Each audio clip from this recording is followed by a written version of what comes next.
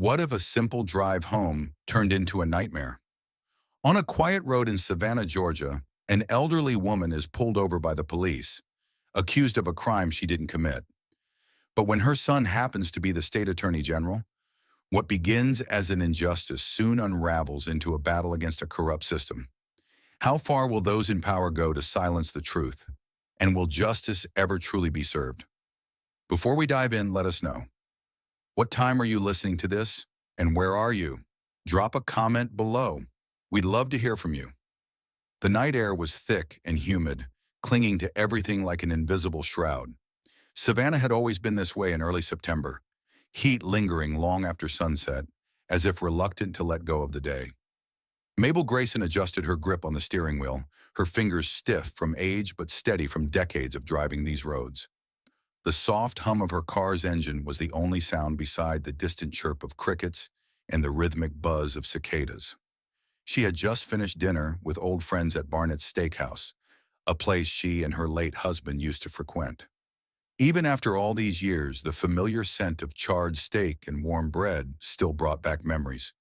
She had taken her time, catching up with friends, sharing laughter over sweet tea and ribeye, allowing herself to enjoy a rare night out. But now as she drove along Moss Creek Road, the empty stretch of highway felt too quiet, too desolate. A flicker of red and blue lights in her rearview mirror made her heart jolt. A police cruiser. Her first instinct was confusion. She wasn't speeding, and she always made sure to follow traffic laws. Still, she knew better than to question it. She took a slow, controlled breath, her hands tightening around the wheel as she pulled over to the shoulder. The squad car rolled up behind her, its headlights throwing long, sharp shadows across the pavement. Two officers stepped out. The taller one, Deputy Clark, approached first, his posture rigid with authority. His partner, Officer Reynolds, lingered a step behind, his expression unreadable under the dim glow of the street lamp. Mabel rolled down her window, keeping her movements deliberate and unthreatening. "Good evening, officer. Is there a problem?" Clark leaned down, shining his flashlight directly into her face. "License and registration, ma'am." There was no greeting, no explanation, just an order. Mabel swallowed the irritation rising in her throat. She had been raised to be respectful, to comply without question. But at her age, she had also learned to recognize when respect wasn't being offered in return. Still, she reached into her purse, pulling out the documents. "May I ask why I've been stopped?" Clark took the papers without answering, flipping through them lazily. "Your vehicle matches the description of a stolen car reported earlier tonight," he said, as if reading from a script. Mabel blinked. Stolen car? That was absurd. Her sedan was old but well-maintained, the same one she had driven for years. She glanced at Reynolds, hoping for some hint of reason, but his eyes remained focused on the ground. "My car has never been stolen," she said evenly. "Everything is in order, as you can see." Clark hummed, barely looking at the documents before letting them dangle between his fingers. "Yeah, well, we still need to verify some things. Step out of the vehicle for me." Mabel didn't move. A slow, creeping unease curled in her stomach. "Officer, I don't understand." Clark's lips curled into something that wasn't quite a smile. "Don't make this difficult, ma'am. I'm asking nicely." Nicely? The word was a mockery. Something in his voice sent a chill through her, the kind of tone that carried an unspoken threat. Mabel inhaled sharply. Her whole life, she had been careful. She had seen what happened to people who didn't comply fast enough, didn't move the right way, didn't keep their voice soft enough. But that didn't mean she was going to let herself be humiliated. She met Clark's gaze steadily. "Officer, I have complied with everything you've asked. You have my ID, you have my registration. There is no reason to—" The metal click of handcuffs cut through the night. "Out of the car," Clark said, his voice dropping to something colder, something final. A prickle of fear crawled up her spine. She turned to Reynolds, searching for some kind of intervention. He hesitated, just for a fraction of a second, before shifting uncomfortably. "Deputy, maybe we should call this in." Clark shot him a sharp look. "We're bringing her in for questioning. Standard procedure." Mabel's breath came faster now, but she kept her composure. "This is unnecessary. I have rights." Clark grabbed her arm. Not rough, but firm enough to make it clear she had no choice. "Let's go, ma'am." She had no options. None that wouldn't escalate this into something worse. Slowly, she stepped out of the car, keeping her movements controlled. The night air felt thicker now, pressing down on her as Clark pulled her wrist behind her back. The cold bite of metal snapped shut around them. Reynolds shifted on his feet. "We don't need the cuffs." Clark ignored him, giving Mabel a cursory pat-down before guiding her toward the squad car. She held her head high, refusing to give them the satisfaction of seeing fear on her face. As they eased her into the back seat, she cast one last look at her car, still sitting on the side of the road, abandoned under the flickering streetlight. Mabel sat in the small holding room, her hands resting on the cold steel table. Her heartbeat had steadied, but a slow, simmering anger had taken its place. She had been here before, not in this exact room, not in these exact circumstances, but she had spent a lifetime navigating spaces where she wasn't wanted, where she was treated as less than. She would not be made small. Lifting her chin, she glanced toward the door, waiting. The moment it opened, she straightened her back. A young officer, barely out of his 20s, stepped inside, setting a landline phone on the table. "You get one call." Mabel nodded, picking up the receiver.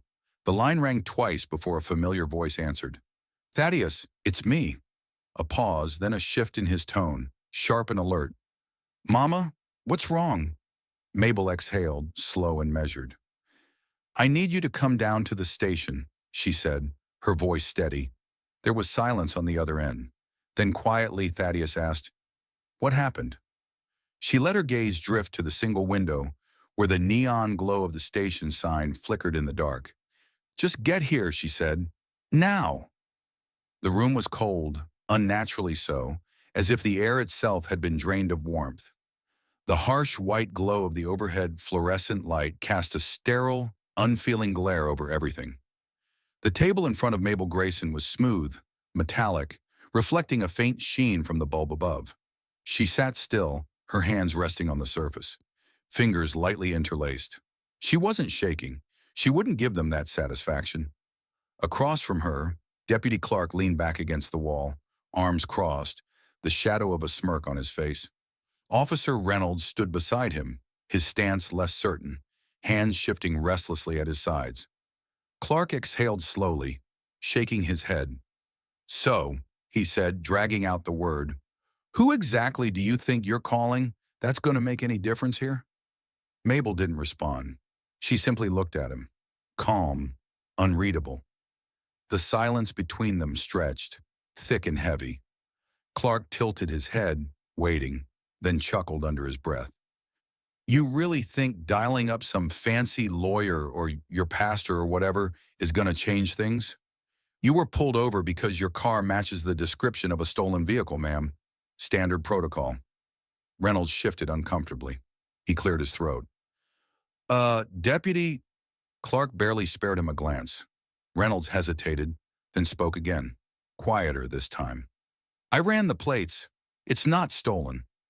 Mabel turned her head slightly toward Reynolds, her expression unchanged, but inside something settled. She had known from the beginning that this was an abuse of power, but hearing it confirmed aloud? That was something else entirely. Clark, however, didn't react the way a reasonable officer might. He didn't sigh, didn't apologize, didn't tell Reynolds to go ahead and release her. Instead, his jaw tensed for just a moment before he straightened up. "Still need to verify her identity," he said. "She stays until we run her through the system." Mabel let out a slow breath through her nose. "You already have my license," she said, keeping her voice even. "You know who I am." Clark shrugged. "Maybe, maybe not." Reynolds looked like he wanted to say something, but stopped himself. He knew just as well as Mabel did that questioning Clark in front of a suspect was a dangerous move, for both of them. Before the silence could stretch too far, the door to the room swung open. And just like that, the temperature in the room shifted. Thaddeus Grayson stepped inside. He was a man accustomed to control.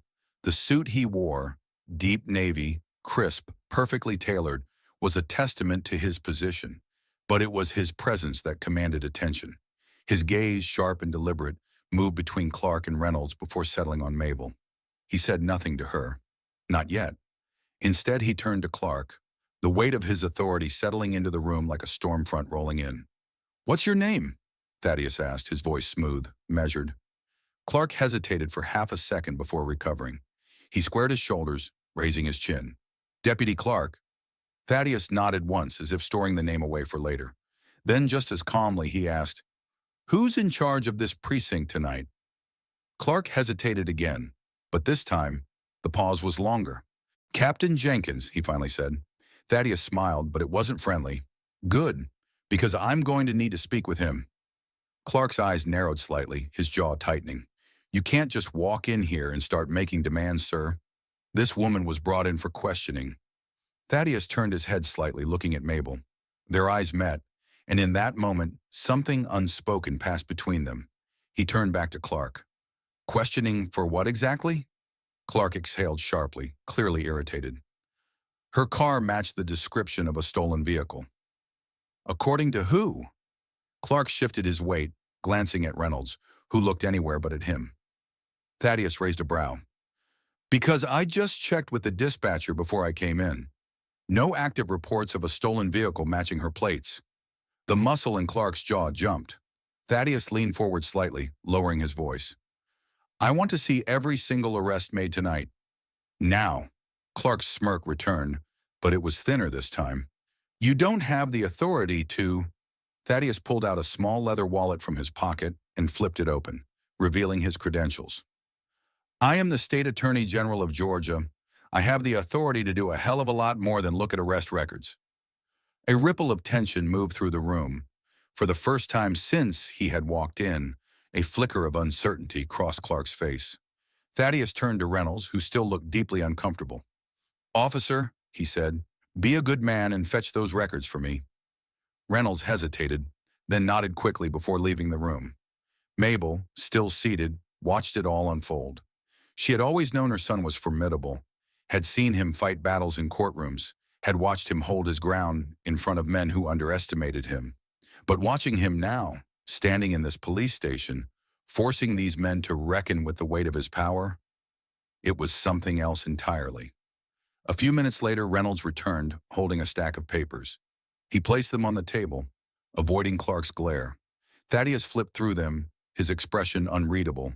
Then after a moment, he stopped. He looked up. "There are 3 other names here.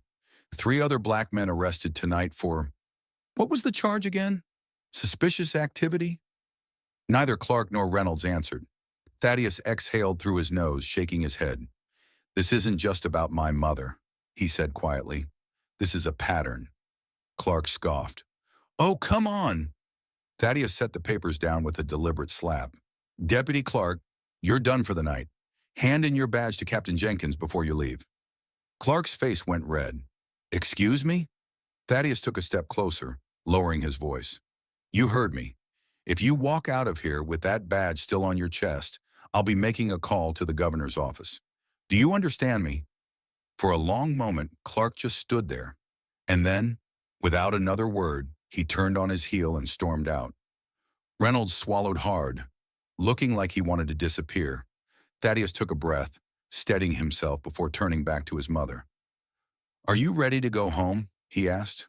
Mabel stood, smoothing out her blouse. She looked at her son, pride and exhaustion warring in her expression. "Yes," she said. "Let's go."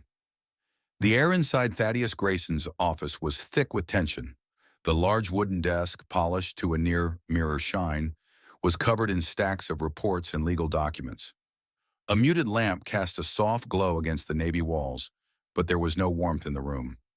Thaddeus stood near the window, his back straight, eyes scanning the streets of Atlanta, where his office was located. The city moved like clockwork below him, cars honking, people walking briskly under the dim streetlights. But inside this office, there was only one pressing matter. On the table, highlighted reports lay open. The statistics were damning. 75% of arrests in Savannah County over the last 6 months involved black individuals. His jaw tightened as he flipped through the pages. The numbers weren't surprising. He had long suspected racial profiling ran deep in the county's police force. But seeing it in black and white made it impossible to ignore.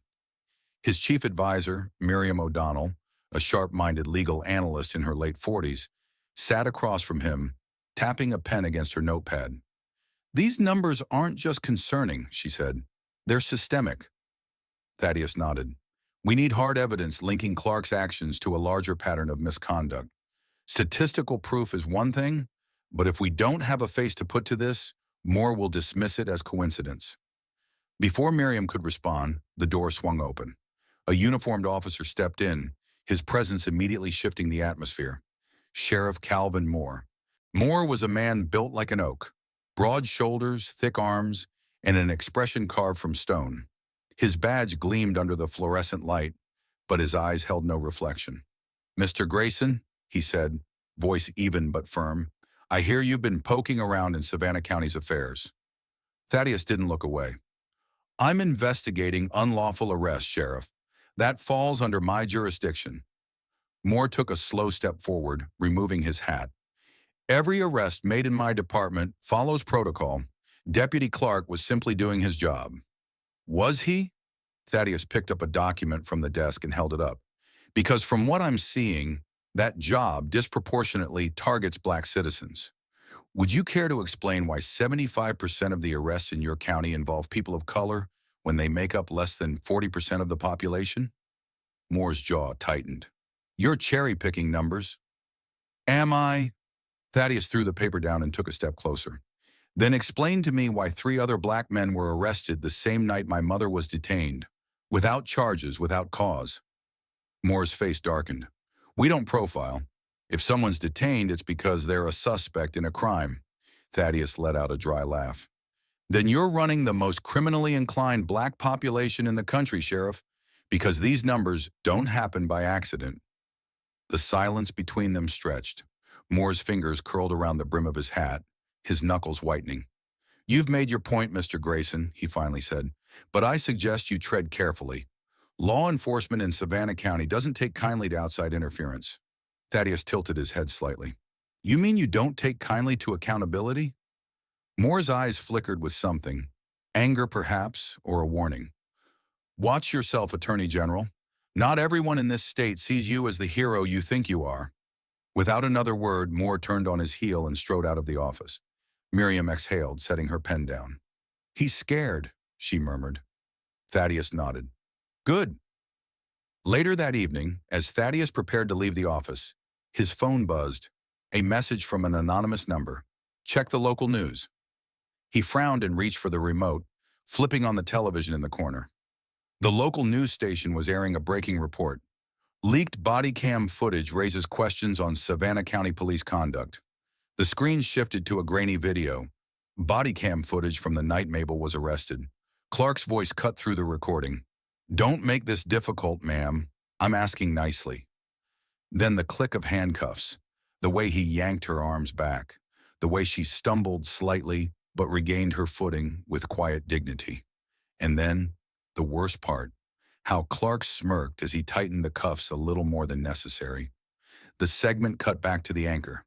"The Savannah County Sheriff's Office has yet to issue a statement regarding this footage, but the leak has sparked growing concerns."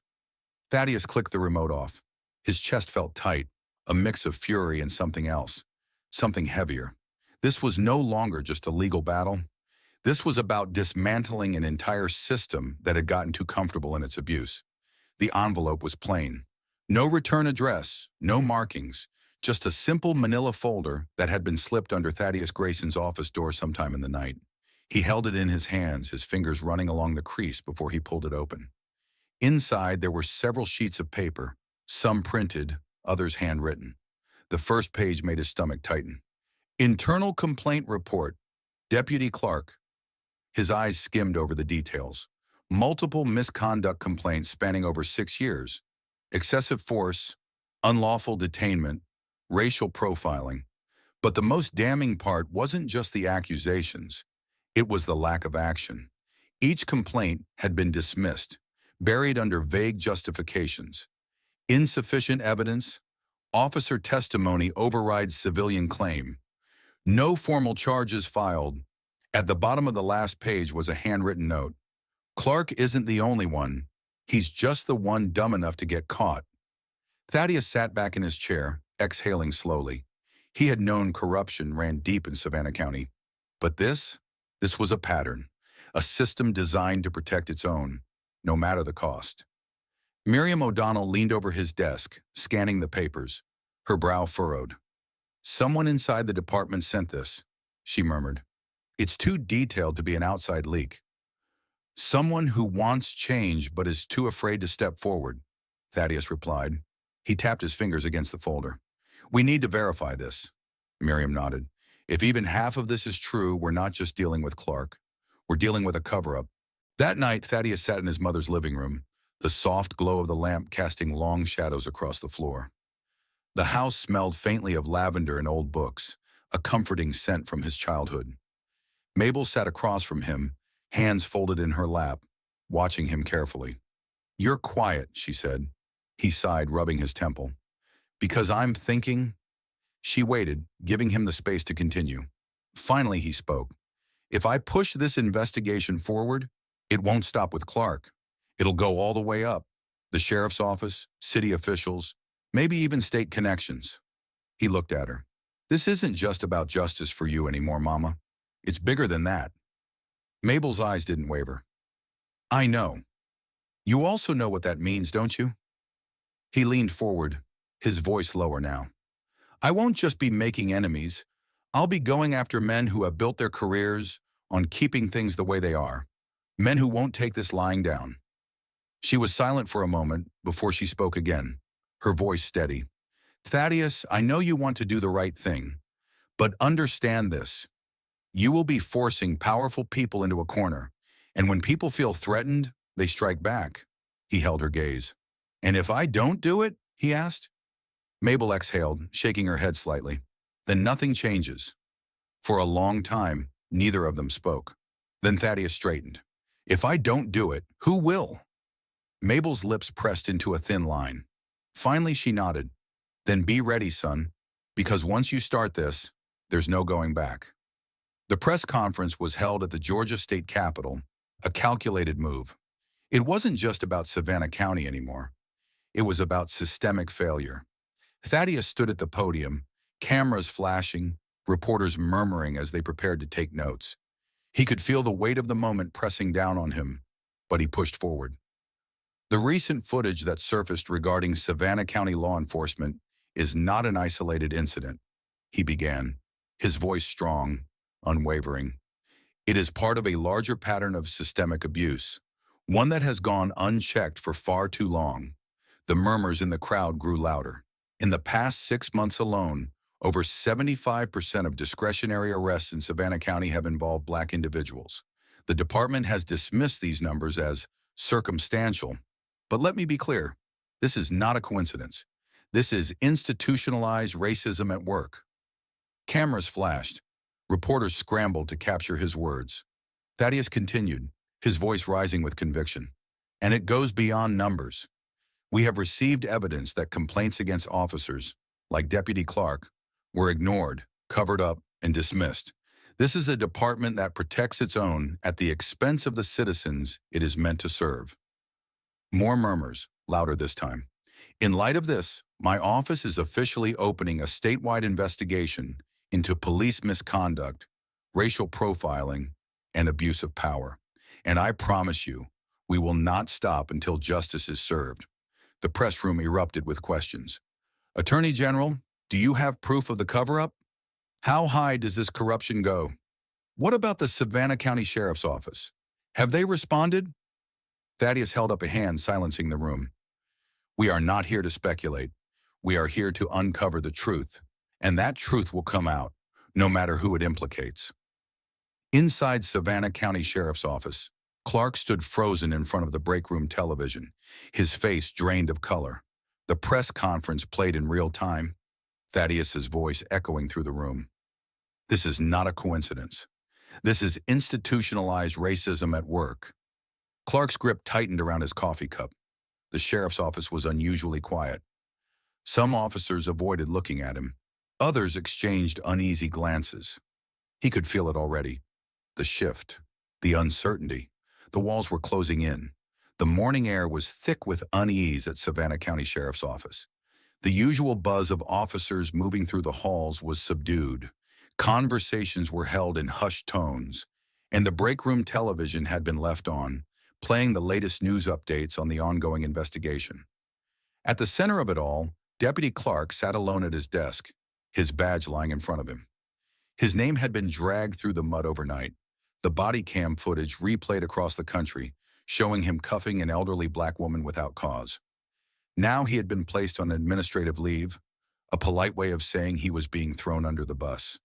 His fingers drummed against the desk, his mind racing. He had been with the department for 15 years. He had followed orders, done what needed to be done, and now he was being sacrificed to satisfy the media and the politicians. The thought made his blood boil.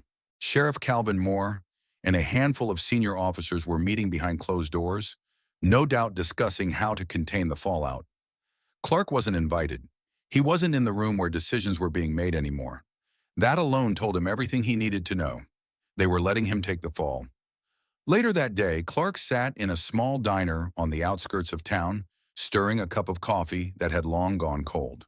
Across from him sat Tucker Garrison, a reporter for a conservative news network known for pushing narratives sympathetic to law enforcement. "So," Garrison said, leaning in, "they're scapegoating you." Clark exhaled sharply through his nose. "That's exactly what's happening. I did my job. I followed protocol. And now, because some activist attorney general wants a headline, I'm the bad guy?" Garrison nodded, flipping open a small notebook. "I've been digging into this Grayson character. He's been gunning for law enforcement reform for years. He's using this case to push his own agenda." Clark gritted his teeth. "And his mother? She's no saint. People forget she had a record back in the day. Petty stuff, sure, but still, she's not some innocent little grandma." Garrison's eyes lit up. "That's the angle. We show this isn't about police misconduct. It's about revenge, about a corrupt politician using his power to settle a personal vendetta." Clark gave a slow nod. "That's exactly what's happening." By the next morning, headlines had shifted. State Attorney General abusing power to attack police. Thaddeus Grayson's personal crusade against law enforcement.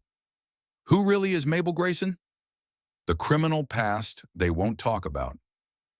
The disinformation campaign had begun. Meanwhile, outside the Savannah County Sheriff's Office, the situation had escalated. A crowd had gathered, protesters standing on opposite sides of the street, separated by a thin line of uniformed officers.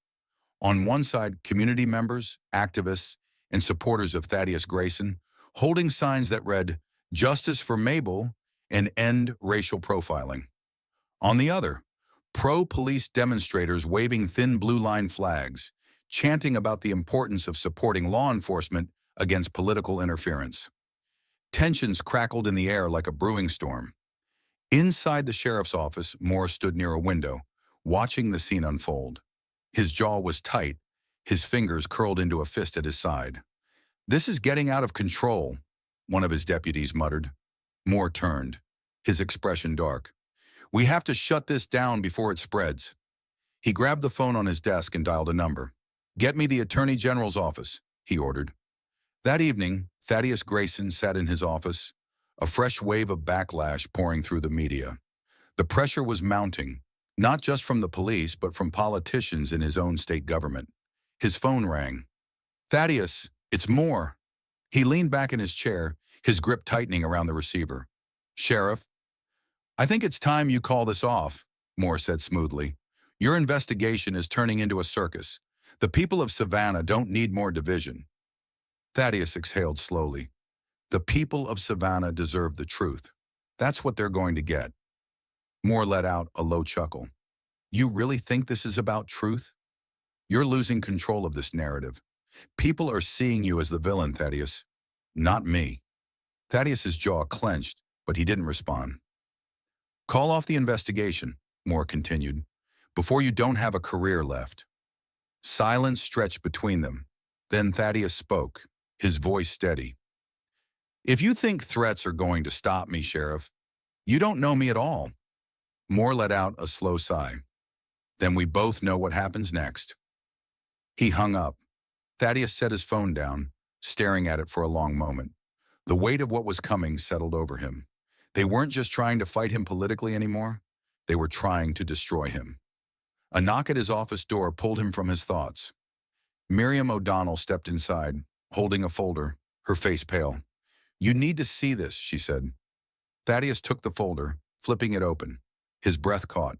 It was a list of names, dozens of them. Officers, detectives, ranking officials. A record of internal complaints and cover-ups spanning 10 years. This wasn't just about Clark. This wasn't even just about Moore. This was about an entire system built on protecting the guilty and silencing the innocent. Thaddeus closed the folder, looking up at Miriam. His voice was quiet but firm. "We go public." That night, as Clark sat at home, watching the news, his stomach twisted when he saw the breaking report. Attorney General expands investigation. Decade-long cover-up in Savannah County exposed. His hands clenched into fists. It had begun. Thaddeus Grayson sat in his office, the weight of the past few days pressing down on him like an anchor. The air felt thick, heavy with the knowledge that he was running out of time. The list of covered-up police misconduct cases lay open on his desk, each name a silent accusation, each date a reminder of how long this corruption had festered unchecked. He had already made his decision. He would push forward, no matter the consequences. But the consequences had started showing their teeth. A knock on the door pulled him from his thoughts. Miriam O'Donnell stepped in, her expression unreadable. "Sheriff Moore is here," she said. Thaddeus exhaled slowly, standing. "Send him in." Moments later, Sheriff Calvin Moore walked through the door, his movements measured, his face a mask of calm authority. He took a seat without being invited, resting his forearms on the desk as if he had all the time in the world. "You've stirred up quite the storm," Moore said, his voice smooth, almost amused. Thaddeus leaned back slightly.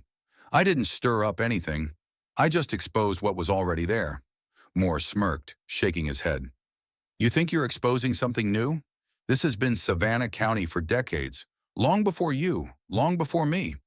And do you know what happens every time some hotshot politician tries to fix things?" He gestured around the office. "They disappear. They get reassigned, blacklisted, pushed out. The system protects itself." Thaddeus crossed his arms. "Then maybe it's time the system fell apart." Moore chuckled, but there was no humor in it. "You're ambitious, I'll give you that. But here's the thing. Every system has its limits. You think you're untouchable because you're the Attorney General? But let me tell you something, son. That title can be taken from you real quick if you make the wrong enemies." Thaddeus studied him, unshaken. "Are you threatening me, Sheriff?" Moore held up his hands.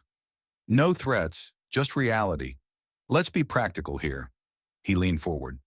"You drop the investigation. In return, Clark is done. I'll see to it he's fired, maybe even charged with excessive force. We let him take the fall, the heat dies down, and you get to keep your career. You keep your seat, I keep mine, and we both walk away looking like we did the right thing." Thaddeus let out a slow breath, considering the offer. Not because he was tempted, but because he knew Moore genuinely believed it was a fair deal. Sacrifice one man to save the system. But Thaddeus wasn't here to save the system. He was here to tear it down. He shook his head. "That's not justice, Sheriff. That's just cleaning up a mess so you don't have to answer for it." Moore's face darkened. "Be smart about this, Grayson." Thaddeus met his gaze, unwavering. "I am being smart, and that's why I'm going ahead with my press conference." A long silence stretched between them. Then Moore stood, adjusting his badge. "You'll regret this," he said quietly before walking out the door. That night, Thaddeus sat at his mother's kitchen table, going over his notes for the press conference. The house was quiet, save for the soft ticking of the old clock on the wall. Mabel poured herself a cup of tea, her hands steady despite everything. She had been through worse in her life, seen darker days, but she could feel something shifting now, something dangerous. "You know he won't stop with words," she said finally. Thaddeus nodded. "I know." She studied him, the deep lines of worry in his face. "I just don't want you to underestimate the lengths they'll go to." He reached across the table, covering her hand with his own. "Mama, if I stop now, they win. And they'll keep winning. I can't let that happen." She sighed, squeezing his fingers. "Then be careful, Thaddeus." Later that night, while the city slept, someone broke into Mabel Grayson's home. The sound of the door clicking open was nearly silent, the movement calculated, deliberate. A figure stepped inside, their steps light on the wooden floor. They didn't ransack the house. They didn't steal anything. They simply moved through the space, making their presence known without making a sound. When Mabel awoke, she felt it immediately. Something was off. The air was wrong, like it had been disturbed. She sat up slowly, scanning the room, and that's when she saw it. On the kitchen counter, a single piece of paper. She picked it up, her hand steady despite the chill running down her spine. The message was short. You and your son don't know who you're messing with. Mabel swallowed hard, her breath shallow. She wasn't afraid for herself. She was afraid for Thaddeus. The envelope sat on Thaddeus Grayson's desk, its crisp edges contrasting with the storm raging inside him. The official seal of the Georgia Supreme Court was stamped across the top. A summons. He exhaled, tearing it open.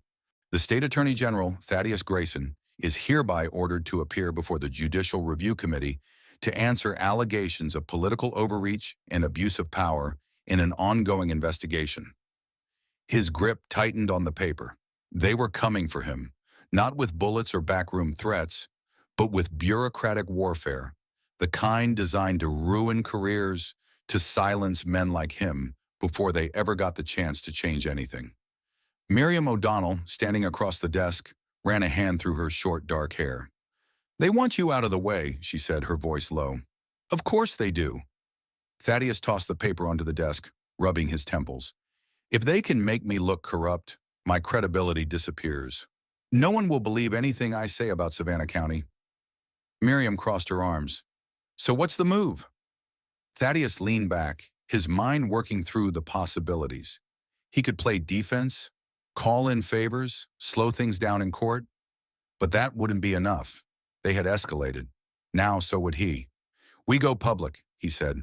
No more slow leaks. No more waiting for the right moment. We release everything we have, now. Miriam nodded. That'll put you in direct conflict with every major law enforcement figure in the state. Thaddeus met her gaze. Then let them come. That afternoon, Deputy Clark appeared on WNN News, sitting stiffly in a studio chair, dressed in a dark suit that didn't quite fit right. His eyes carried the weight of sleepless nights, but his voice was steady as he spoke. I've been the target of a political witch hunt, he said, his expression grave. Attorney General Grayson is using his office for personal vengeance, not justice. He's turned this into a war against law enforcement.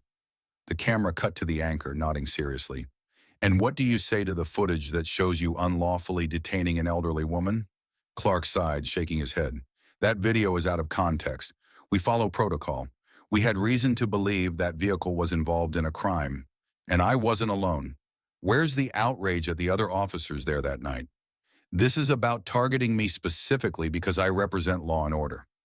His words were scripted, precise. He wasn't speaking for himself. He was a mouthpiece for the system. The interview ended, and within hours, Moore followed with his own press conference. He stood at the steps of the Savannah County Sheriff's Office, flanked by officers in uniform, the American flag waving behind him. We take misconduct seriously, he began, his tone grave, authoritative. And that is why we are conducting an internal review. But I will not stand by while an overreaching attorney general uses his power to divide this community. This department has served Savannah County with honor for generations. We will not be dismantled by political games. The reporters ate it up. The narrative was shifting from police corruption to political overreach. Thaddeus wasn't just fighting Moore and Clark anymore. He was fighting public perception. At home, Mabel sat on the couch, her hands resting in her lap, watching the news coverage. The headlines flashed across the screen. Is Thaddeus Grayson abusing his power? Political grandstanding or real justice? Savannah County divided as law enforcement fights back. She turned the TV off and exhaled, staring at the dark screen. The fight was closing in around her son. That evening, when Thaddeus came to check on her, she didn't hesitate.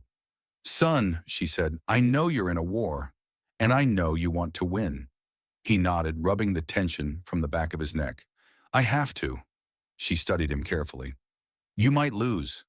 He looked up at her, his breath stilling for a moment. Mama, She held up a hand. Listen to me, baby. You can lose this fight. They can take your title. They can drag you through the mud. But what they cannot do, what they must never do, is make you quiet. His jaw clenched. Do you hear me? She pressed. They can take away everything, but they can't take your voice. Don't let them make you afraid to use it. Thaddeus sat back, her words sinking into him like iron melting into steel. She was right. He could lose, but he could not be silenced. The following night, Thaddeus Grayson stepped in front of the cameras. This wasn't a press conference. This wasn't a carefully curated statement to local reporters. This was a live, nationally broadcast address. The lights were harsh, the tension palpable, but he was steady. My name is Thaddeus Grayson, he began, his voice measured, clear. I am the Attorney General of Georgia, and I am here tonight because the people of this state deserve the truth. He looked into the camera, directly at every household watching. There are those who want you to believe this is about politics, that this is about revenge. But I will tell you right now, this is about justice. This is about a system that has failed its people, time and time again. He held up a stack of documents. These files contain over a decade's worth of police misconduct, officers who have harmed innocent citizens and faced no consequences, complaints that were ignored, families that were shattered. He let the papers fall onto the podium, the weight of them echoing through the microphone. The people behind this corruption will fight back. They will try to paint me as the villain. But this isn't about me. This is about whether we, as a state, as a nation, are willing to accept a system that protects abusers and punishes the truth. The camera zoomed in on him as he delivered his final words. So I ask you, the people of Georgia, will you stand for justice? Or will you allow this system to silence us once again? The feed cut. The world exhaled. And in Savannah County, Clark sat in his apartment, watching the broadcast, his face pale. At the sheriff's office, Moore clenched his fists. Across Georgia, across the country, people sat up, leaned in, because now this fight belonged to everyone. The morning sun rose over Savannah, casting long shadows across the city's historic streets. But instead of the usual quiet hum of life beginning anew, the air buzzed with tension. Outside the Savannah County Sheriff's Office, protesters had gathered, more than ever before. Some carried signs demanding justice. Others shouted chants that echoed through the city. Fire Clark! Investigate the entire department! No more cover-ups! News crews lined the streets, capturing every moment, broadcasting the unrest across the country. On television, the headlines flashed. Public outrage grows as investigation into police corruption expands. Savannah at a crossroads, reform or resistance? Inside his office, Thaddeus Grayson sat in silence, staring at the latest development in his fight for justice. A memo from the governor's office. It was exactly what he had expected. Effective immediately, the state of Georgia will take over the investigation into the Savannah County Sheriff's Office. While we acknowledge the Attorney General's efforts, we believe an independent review is necessary. Moving forward, Attorney General Grayson will no longer oversee the case. They were pushing him out. He set the paper down, running a hand over his face. They weren't stopping the investigation. They couldn't. Not after everything that had been exposed. But they were taking him off the case, making sure he wasn't the one to see it through. Miriam O'Donnell sat across from him, arms crossed, her sharp eyes scanning his face. So, what now? Thaddeus exhaled. They're giving me a choice. Step back and let them handle it, or keep fighting and risk losing everything. She raised a brow. And he gave a tired chuckle. I think we both know I was never the type to step back. Miriam leaned forward, serious now. Thad, listen to me. The investigation will continue. Clark is already done for, and the pressure on Moore is too high for him to survive this politically. The system is changing, slowly, but it is changing. You don't have to destroy yourself to prove a point. He met her gaze. But if I walk away, what message does that send? Miriam hesitated, then said quietly, that you started the fight, and now it's up to others to finish it. Thaddeus sat back, considering her words. The fight wasn't over, but maybe it wasn't just his fight anymore. Later that day, news broke that Deputy Clark had been arrested. One of his fellow officers had turned against him, testifying that Clark had falsified reports, planted evidence, and targeted black citizens unfairly for years. With the public pressure mounting, the district attorney had no choice but to press charges. A camera crew captured Clark being led out of the sheriff's office in handcuffs. For all the years he had spent holding power over others, now he was the one in chains. Not long after, Sheriff Calvin Moore announced his resignation. It wasn't framed as an admission of guilt. No, he called it a necessary step to restore faith in law enforcement. But everyone knew the truth.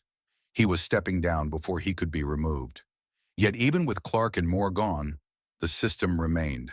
There were still officers who had enabled them, politicians who had looked the other way. Thaddeus knew that real change wouldn't come from a few high-profile arrests. It had to be structural. That night, instead of celebrating the small victory, he took the podium at another press conference. The removal of a few bad actors does not mean the system is fixed, he told the crowd. This fight isn't about one officer, one sheriff, or even one department. It's about accountability at every level. He called for the creation of an independent oversight committee, one that would monitor law enforcement across the entire state of Georgia. This is bigger than Savannah County, he said. This is about ensuring that no one is above the law. His words were met with applause, but he knew this was only the beginning. The following evening, Thaddeus sat at his mother's kitchen table, the familiar warmth of home wrapping around him like a blanket. Mabel placed 2 cups of tea on the wooden table, sitting across from him like she had so many times before. For the first time in weeks, there was no urgency, no war to fight, just mother and son sitting in the quiet. She studied him for a moment, her wise eyes taking him in. "You okay, baby?" He let out a breath, staring down at the tea in front of him. "I don't know. It doesn't feel like enough." Mabel gave a small smile. "It never will." He looked up. She reached for his hand, squeezing it gently. "You're trying to change something that's been broken for a long, long time. You won't fix it overnight, but you've done something most people never do, Thaddeus." He frowned. "What's that?" "You made them listen." He sat with that for a moment, letting the weight of her words settle over him. She wasn't telling him to stop. She wasn't saying the fight was over. She was just reminding him of something he had nearly forgotten. Change didn't happen in a single moment, but one moment could start something bigger. He squeezed her hand back, then glanced out the window. The sun was setting, casting golden light across the old oak trees outside. The world kept turning, the fight would go on, and tomorrow there would be new battles to fight. But for tonight, he sat with his mother, drinking tea, and let himself breathe. Because justice wasn't easy, but it was always worth it. Justice is never easy. It's not won in a single battle, nor does it come without sacrifice. Thaddeus Grayson fought not just for his mother, but for something bigger, a truth that many fear to confront. This story isn't just about one corrupt officer or a broken department. It's about a system and the people who dare to challenge it. So what do you think? Can real change happen, or will power always find a way to protect itself? Let us know in the comments. And if you enjoyed this story, don't forget to subscribe for more powerful narratives that matter.